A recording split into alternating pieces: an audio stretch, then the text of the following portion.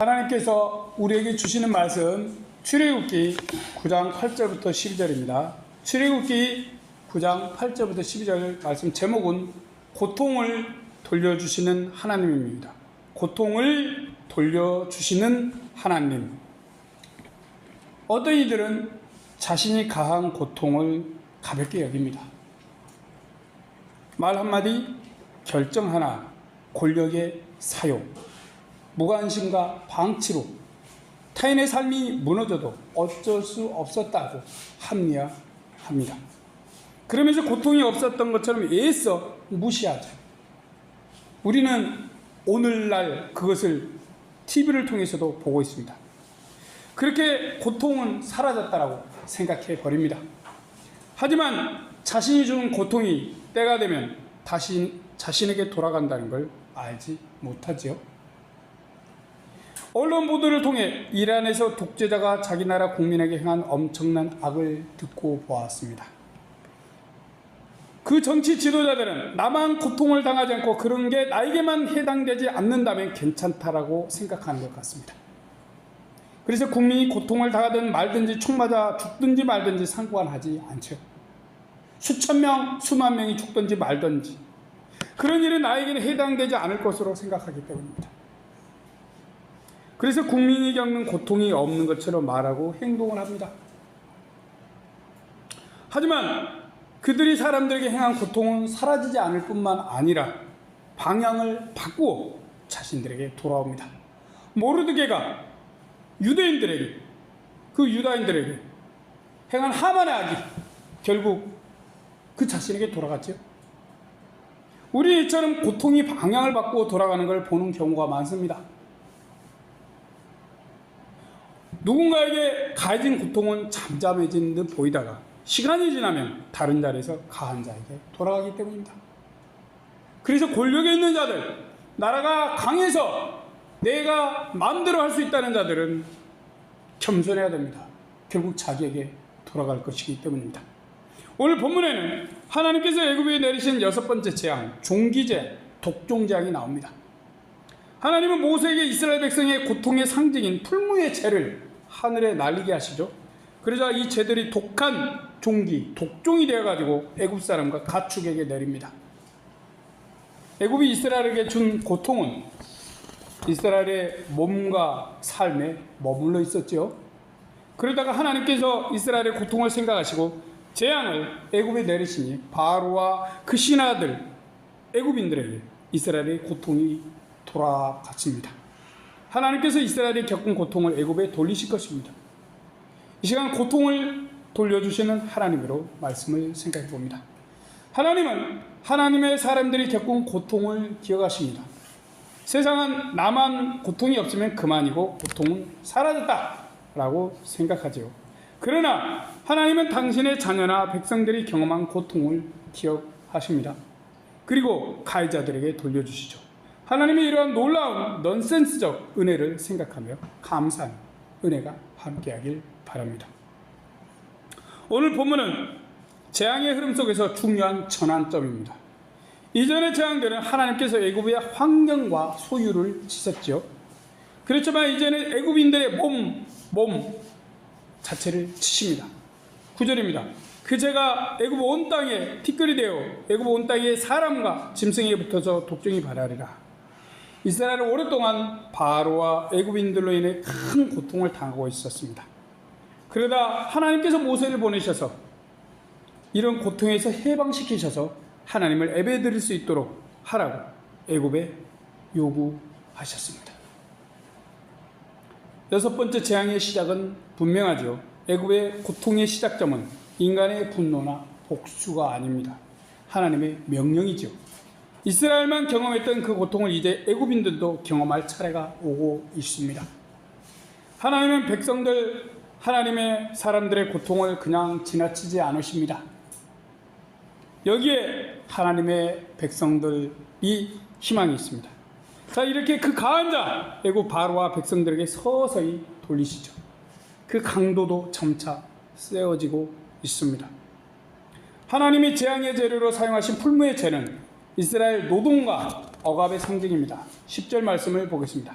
그들이 풀무의 재를 가지고 바로 앞에 서서 모세가 하늘을 향하여 날리니 사람과 짐승에게 붙어 독종이 발하고 풀무, 화덕이죠.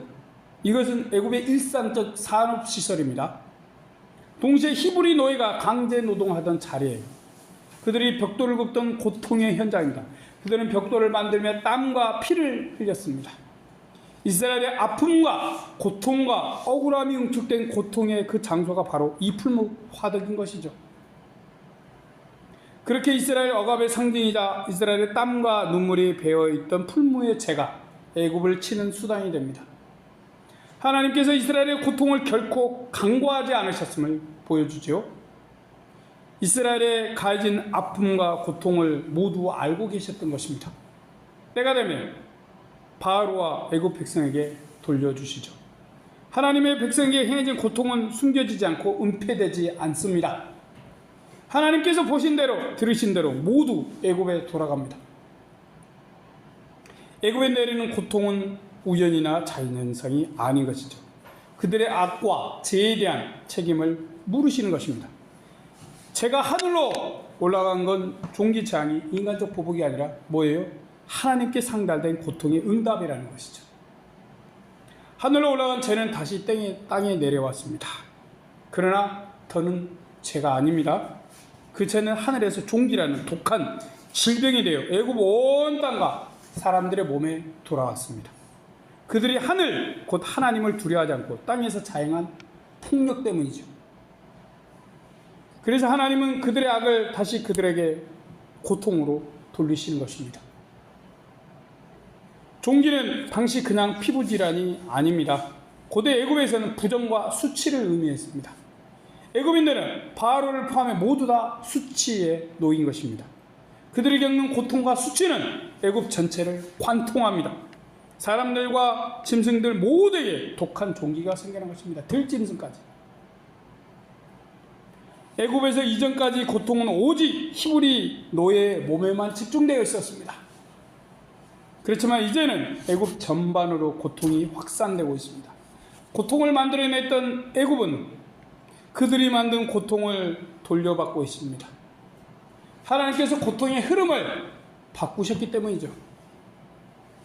그럴 까닭에 제일 먼저 숫사들에게 종기가 임했습니다. 11절입니다. 술객도 독종으로 인하여 모세 앞에 서지 못하니 독종이 술객들로부터 애굽 모든 사람에게 발하였습니다. 잘난 척하고 무엇이든 만들 것처럼 교만했던 술사들, 이제 바로 앞에 설 수도 없습니다. 애굽의 소위 치료의 신들도 아무런 치료 능력을 발휘하지 못하지요.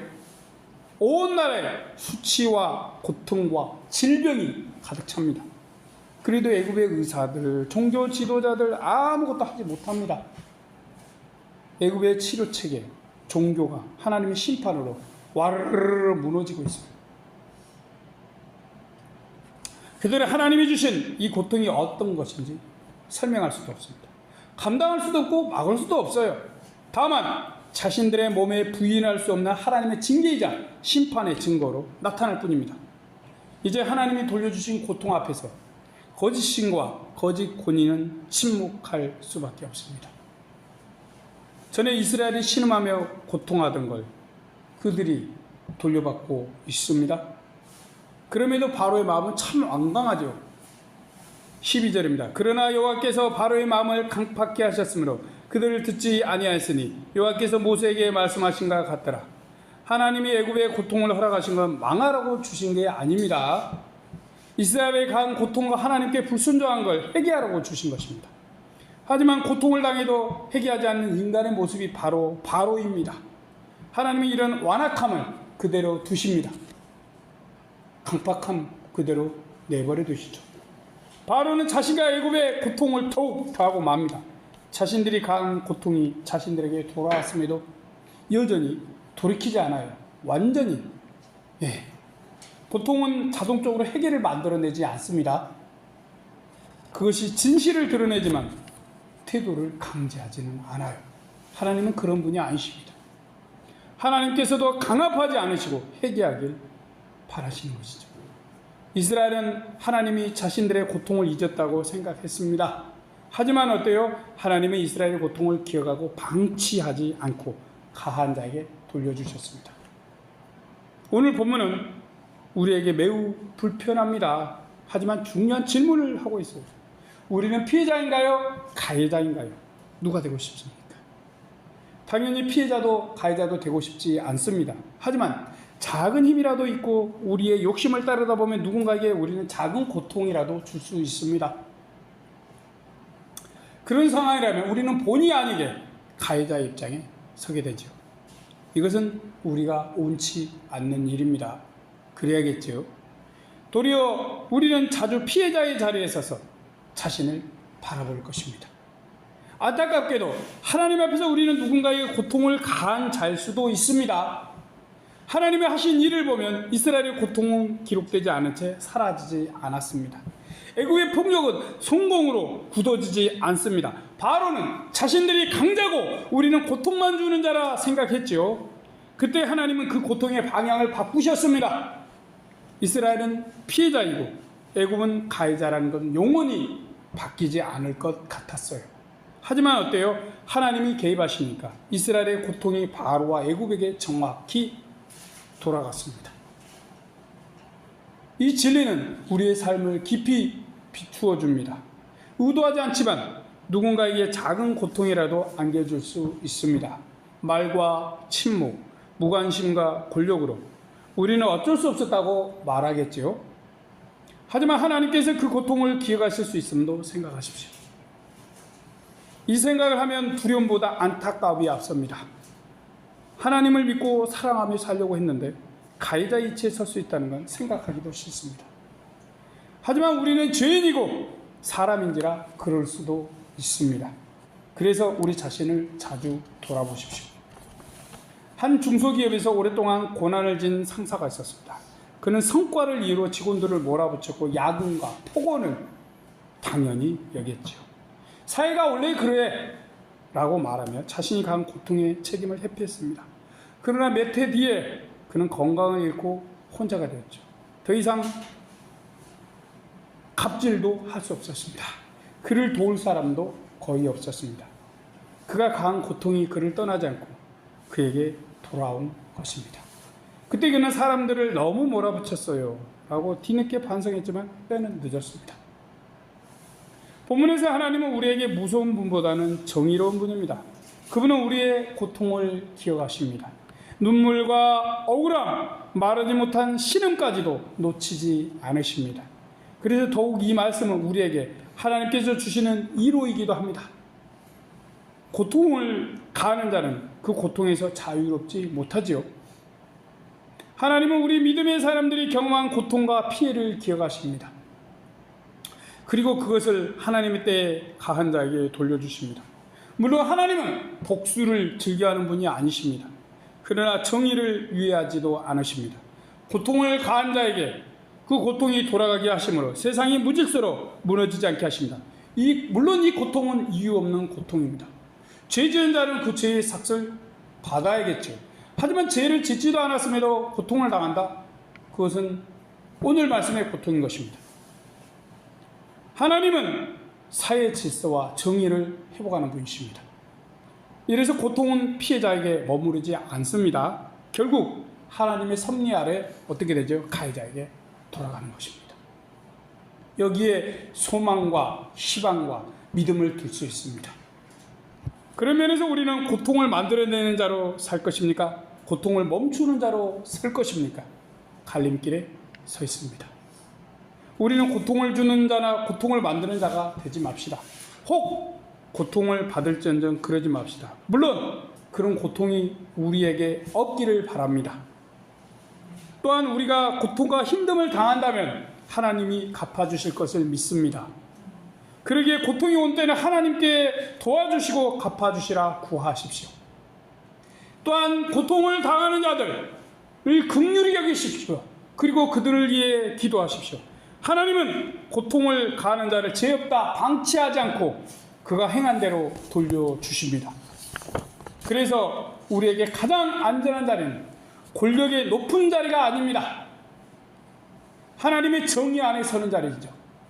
하나님의 정의 안에 선다는 것, 곧 공의 안에 선다는 것, 단순히 심판을 두려워하는 태도가 아닙니다. 그것은 우리가 누군가에게 강한 고통을 가볍게 여기지 않는 것이죠. 우리가 하나님을 믿는 사람입니까? 하나님의 사랑이십니다. 그런데 우리가 고통을 가하고 있다면 우리는 어떤 자의 자리에 서 있습니까? 그래서 고민을 해야 하는 것입니다. 그런 것들을 하나님 앞에서 성찰하는 것입니다. 우리의 말 한마디, 결정 하나, 침묵하라. 혹은 우리가 가진 힘, 권력이 누군가의 삶을 무너뜨릴 수 있음을 기억하십시오. 바로는 끝까지 권력을 내려놓지 않았고 이스라엘의 고통을 돌아보지도 않았습니다. 그는 하나님의 정의 바깥에 서 있었습니다. 반대로 하나님은 억눌린 백성의 편에 서 있으셨습니다. 고통을 예민하지 않으셨죠. 정의는 중간이 없습니다. 내가 하나님을 믿기 때문에 가만히 있어도 정의의 편에 있을 것이다. 하나님을 믿기 때문에 모든 내가 하는 일이 정의롭고 공의롭다는 것은 거짓말인 것입니다. 성경은 절대로 그것을 정의롭다라고 하지 않습니다. 하나님을 믿는 사람의 참 정의는 고통하는 자의 편에 서는 것이 아니죠. 맞습니다. 고통하는 자의 편에 서는 것입니다. 그것이 하나님의 선택입니다. 그러므로 우리는 어떤 자리에 있어도 하나님의 공의를 실천하며 사는 자 되게 해달라고 기도해야 합니다. 혹 누군가 어려움과 고통 중에 있으면 기도와 그 마음의 아픔을 꼭 기억하고 들어주시라고 구하십시오. 하나님의 공의 안에 서는 사람은 사람들과의 관계를 함부로 다루지도 않습니다. 고난과 권력을 조심스럽게 사용합니다. 내가 대통령입니까? 어떤 시장입니까? 도지사입니까? 혹은 어떤 사장입니까? 무엇을 맡았든지 그것을 내 욕심을 위해서, 나의 이익을 위해서 바로처럼 사용하는 것이 아닙니다. 약자의 고통을 자신의 일처럼 느끼는 것입니다. 그렇게 사용하는 것이죠. 왜냐하면 그 사람은 고통이 흩어지지 않고 반드시 하나님 앞에서 유턴을 한다는 걸 알기 때문입니다. 오늘 우리는 고통을 만들어내는 삶에서 고통을 멈추는 삶으로 나아가기를 소망합니다. 하나님은 지금도 우리를 선함과 공의를 행하는 길로 부르십니다. 그러시면서 악을 행하고 고통을 준 자에게 고통을 돌려주시는 것도 빼지 않으십니다. 자, 이것을 기억하시고 선을 행하고 악을 멀리 하십시오. 그렇게 우리가 다른 이에게 고통보다 사랑을 나누어줄 때 놀라운 하나님의 사랑이 우리와 함께 하시기를 축복합니다. 아멘. 기도하겠습니다. 하나님, 부족한 종을 붙들어 주신 하나님, 저 자신 뭔가 실수하고 잘못한 것 있다면 용서하여 주십시오. 고통을 가하는 자가 아닌, 또한 고통을 받는 자도 아닌 고통을 멈추는 자 되게 하여 주시옵소서. 이란에 엄청난 폭력이 있습니다. 우크라이나에 러시아의 폭력이 있습니다. 또한 미국에도 폭력이 일어나고 있습니다. 또한 아프리카에 중남미 같은 데 폭력이 일어나고 있습니다. 어떤 정치 제도를 두었든지 독재자들, 권력을 함부로 행하는 자들, 자기밖에 모르는 자들, 자기 나라의 욕심만을 채우려는 자들, 하나님 오늘 말씀처럼 그들이 돌린 강한 고통이 돌아가게 하여 주십시오. 하나님의 참 백성들, 하나님만을 믿고 하나님께 소망을 두고 고통을 멈추게 하는 자들, 그렇게 노력하는 자들에게 하나님의 은혜와 소망과 사랑이 있도록 주여 도와주시옵소서. 전능하신 하나님이시여, 우리 모두를 붙들으시고 인도하여 주시옵시고 하나님께 모든 영광이 돌려지며 하나님만을 높이고 찬양하는 귀한 하나님의 백성들, 자녀들 되게 도와주시옵소서. 모든 영광 하나님께 돌리며 우리 구주 예수님의 이름으로 기도드립니다. 아멘.